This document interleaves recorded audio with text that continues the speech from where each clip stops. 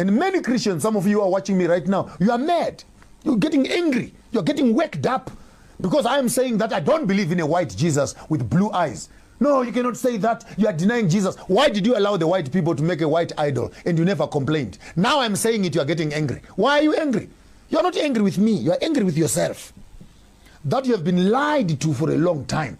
And for the first time, you meet information on your face, and it's causing lots of what we call here psychological misunderstanding, cognitive dissonance in more professional psychological language. It's your own conflict in your own mind with your own belief system. Decolonize God. Number two, decolonize humanity. We cannot be taken only as Africans who don't have a soul. We are Africans. We are Al-Kebalam. We are Bantu. And for this reason, when they tell us that you are slaves, you are less than nothing. Africans are animals. Africans are this. Africans are this. This dehumanizes us. And if we are to use the Bible as a text, it says we are created in the image of God. And if therefore we are animals, then God is an animal also. If we are stupid, then God is stupid also. And if we are less than human, then God is also less than human. Because what we say, we are in the image of the one who created us. Then we look like the one who has created us. And he who insults me, insults the one who has created me and has made me to be what I am. Therefore, an African must also have permission to identify with a God that looks like him. Yes, Buddhas in China, they can talk to their own Buddha. And the white people can create their own Messiah also, that blue-eyed boy, and hang them around. That's for them. Yes. So what's wrong if he's an African? And if it does not matter whether Jesus is black or white, then can we please have a Chinese one? Can we please have an Indian God also? Because it does not matter. Then all of a sudden, no, we cannot make him anything except white. Then you are giving white people an unnecessary privilege to terrorize the rest of us with their white concept of superiority, which translates itself into politics. We shall conclude there. Then thirdly, we need to decolonize and deconstruct the Messiah, the whole picture of Jesus. If you have a Jesus in your house, a white picture of a Jesus in your house, please burn it. That's a demon that is in your house. If you have a book that has a white picture of a white Jesus on it, please burn that book. Those are white demons.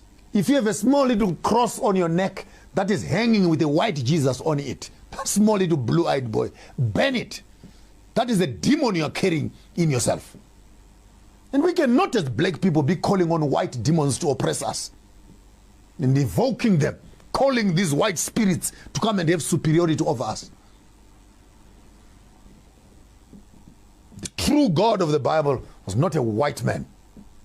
Madagascar is 100 and something, 200 kilometers away from Africa. It's part of Africa. Yet North Africa, which is Israel, is separated by the Suez Canal and is not part of Africa. And this canal was dug a few days ago. Are you okay in your head?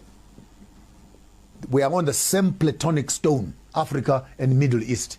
And God created a garden east of Eden. Therefore, Africa is Eden. We need to decolonize this Jesus story and throw away a white Jesus with his idols. I don't believe in a white movie star from Hollywood who is supposed to have come around and saved me from my sins. How can a white boy with blue eyes die for Africans when they cannot even share land with us? Show me one white man who has died for a black man. Show me one white man. 25 million people dead in the sea on their way to America for slavery. 15 million people dead in Congo. 25 plus 15, 40 million plus people dead. And all their blood means nothing except the blood of a white boy. If you are going to do theology, do it correctly. Do it correctly. And give me an option.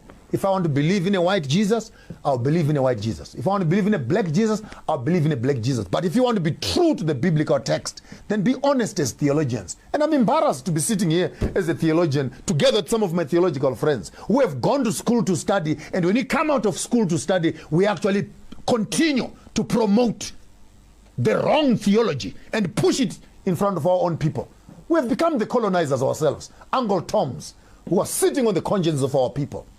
which is wrong. Which is wrong. How do you sleep at night? Taking money from widows and orphans. How do you sleep at night? Taking money from people who cannot afford food and bread because Jesus will bless them. For the past 15 years, they've been giving their offerings to you and their lives have not changed. What is the problem? Because you don't have faith. You don't have faith. When Amfundis, do you have faith in collecting money from us?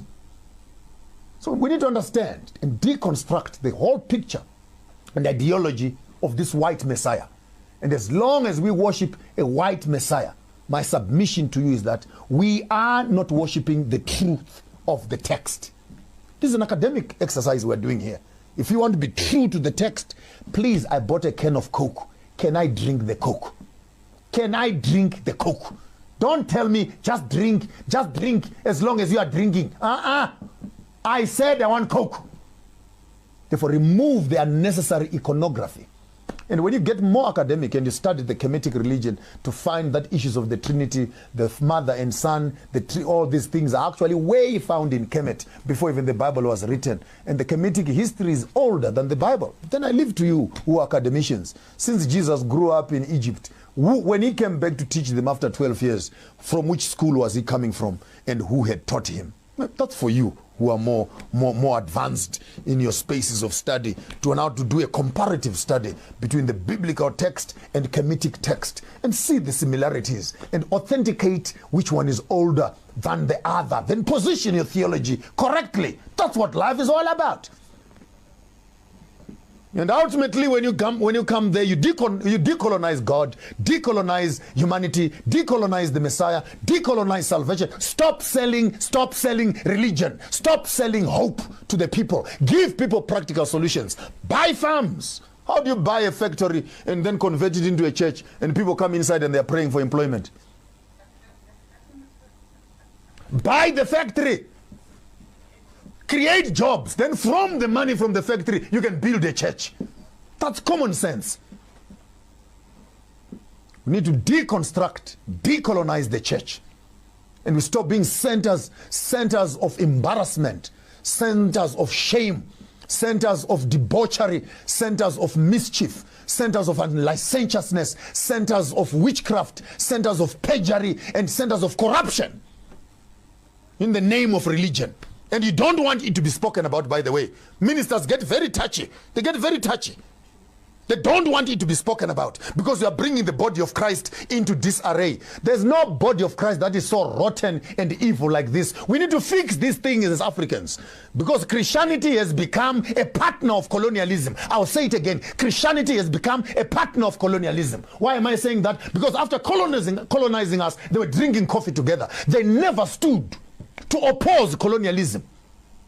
They were benefiting from it. All your cities here have churches that are standing. The church right now in Africa owns more land than many businesses because they were in harmony with the government. May we have some land, please? They were given land. May we have some land? They were given land. Did they even condemn that what they were doing was wrong? The church was benefiting. Even now, there are churches that are still benefiting from colonialism. I'm not ashamed to say this. Even the church that I come from, my own church, is still running on the lines of segregation. Whites worship alone, blacks worship alone. We cannot even unite because of racism. The racism, is it biblical? No, it's not biblical. But the church will not stop it because it is founded on the principles of racism and segregation. And now all of a sudden, some other white man from Europe wants to come and run a seminar in Britain of how we must manage racism. How can a racist come and teach us how not to become racist? How can a colonizer come and tell us how to decolonize ourselves? How do you have a conversation with yourself as an abuser of the system? Now you want to come and tell people how to manage and tolerate abuse. How can you be so narcissistic as an organization that you become so insensitive to the needs of the people that it is a conversation by yourself? You colonize the black people. You abuse the black people. You come around a few days later. You want to help the black people to tolerate and manage the colonialism that you gave to them. Are you okay in your head? When you finish abusing a person, when a person is abused, the most horrible thing you can do after raping someone is, oh, let me help you to clean up. Please, leave me alone. You have done what you wanted to do. Can you just get away from here? Let me find love and comfort from people that care for me, and I'll clean up my wounds. And when I am finally clean, and I come back to you and I want to